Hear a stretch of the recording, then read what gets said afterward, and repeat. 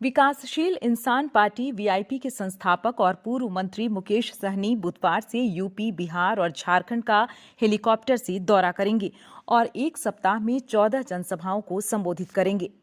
पटना में आयोजित एक प्रेस कॉन्फ्रेंस में इसकी घोषणा करते हुए श्री सहनी ने कहा कि अगले 7 दिनों में 14 जनसभा होगी। हर जगह अपने हक और अधिकार की बात की जाएगी। उन्होंने बताया कि प्रत्येक दिन 2 रैली होगी। 29 नवंबर को मोतिहारी और शिवहर में रैली होगी। सहरसा और दरभंगा में 30 नवंबर को रैली का आयोजन होगा। 1 दिसंबर को पलामू और रोहतास में लोगों को संबोधित करूंगा, तो 2 दिसंबर को जौनपुर और कैमूर में तथा 3 दिसंबर को पीरपैंती और मुंगेर में रैली आयोजित की गई है। 5 दिसंबर को साहिबगंज और नवगछिया तथा 6 दिसंबर को बेगूसराय और मुजफ्फरपुर में रैली को संबोधित करूंगा। उन्होंने दावा किया कि इन सभी जगहों पर लाखों लोग पहुंचेंगे और वही संकल्प दोहराया जाएगा। उन्होंने कहा कि 25 जुलाई से आरक्षण संकल्प यात्रा को लेकर हम लोग निकले थे और यात्रा पूरी हो गई है। इस यात्रा के दौरान हम लोग हर घर संकल्प अभियान के तहत हजारों लाखों की संख्या में लोगों के बीच गए और लोगों के बीच जाकर हक और अधिकार का संकल्प करवाया। मुकेश सहनी ने बिहार में जाति आधारित गणना कराने और फिर उसी के मुताबिक आरक्षण की सीमा बढ़ाए जाने के लिए बिहार के सीएम नीतीश कुमार को धन्यवाद दिया। उन्होंने कहा कि बिहार में करीब 10% आबादी निषादों की है। अगर एक नंबर में यादव है तो दूसरे नंबर पर निषाद ही हैं। उन्होंने साफ लहजे में कहा कि अब राजा वही बनेगा जिसके पास वोट होगा और वोट हमारे पास है।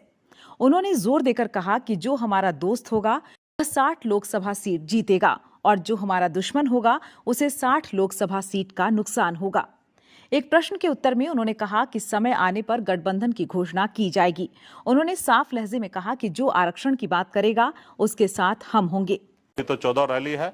आप सबसे आग्रह है कि देश में गरीब पिछड़ा का आप लोग हक अधिकार के लिए आवाज हमेशा बुलंद करते हैं। अभी जो 14 को रैली होगा उसको ईमानदारी से जनता के बीच में भेजिएगा, क्योंकि आप भी एक अपने आप को जज हैं और आप जज जब हैं अंदर आत्मा से तो उससे डिसाइड कीजिए कि गरीब पिछड़ा का बेटा संघर्ष कर रहा तो आप लोग भी मदद कीजिएगा।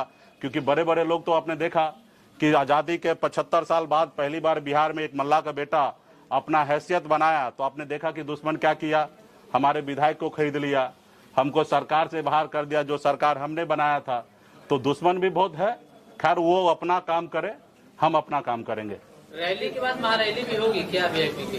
नहीं, इसकी आवश्यकता नहीं। गांव-गांव में एक निषाद का बेटा जागरूक हो चुका है, हाथ में गंगा जल लेके अपने बच्चे का भविष्य के लिए संकल्प ले रहा है कि जो हमारा दोस्त होगा उन्हीं के साथ जाएंगे, जो दुश्मन होगा उसको हराने का काम करेंगे। मुकेश सहनी जी, नीतीश कैबिनेट में ऑफर है, आपका हिस्सा हो सकते हैं? देखिए, अभी हमारी पॉलिटिकल पार्टी है, 2024 में निर्णय हम बहुत जल्द ही लेने वाले हैं रैली के बाद। अभी कुछ भी बोलना सही नहीं होगा। अभी हम अपने रैली में लगे हुए हैं। देश की जनता जानना चाह रही है कि मुकेश सहनी जो है वो भारत में रहेंगे कि इंडिया में रहेंगे, पसंद क्या है ये लोग जानना चाह रहे हैं। देखिए, अभी हम अपने काम में लगे हैं। इसका भी जवाब बहुत जल्दी हम आप लोगों को रैली समाप्त होने के बाद हम आप लोगों को दे देंगे। अभी रैली में हम लोग बिजी हैं। हम अपने पार्टी के सभी लोगों से मिलेंगे, देश का सिचुएशन समझेंगे, देश में गरीब युवा सबके बारे में सोचकर निर्णय लेंगे। जो भी निर्णय लेंगे उसमें बिहार का भी हित होगा, हमारा देश का हित होगा, निषाद समाज का हित होगा। ये सब सोच समझ के लेंगे। अभी तो हम दूसरे काम में लगे हैं और वो काम पूरा हो जाएगा तो निश्चित तौर पे आपने राम का यहाँ पे राम की तस्वीर लगी हुई है, लेकिन जो बिहार सरकार है वो छुट्टियों में कटौती कर दी है हिंदुओं की छुट्टी में, लेकिन जो अदर संप्रदाय के पर्व है उनमें बढ़ोतरी की गई है। खास करके रामनवमी का भी छुट्टी कैंसिल। देखिए, सरकार मौका मिला माननीय मुख्यमंत्री नीतीश जी को, सरकार चला रहे हैं और बिहार के बेहतर के लिए उनको जो उचित लग रहा है वो कर रहे हैं।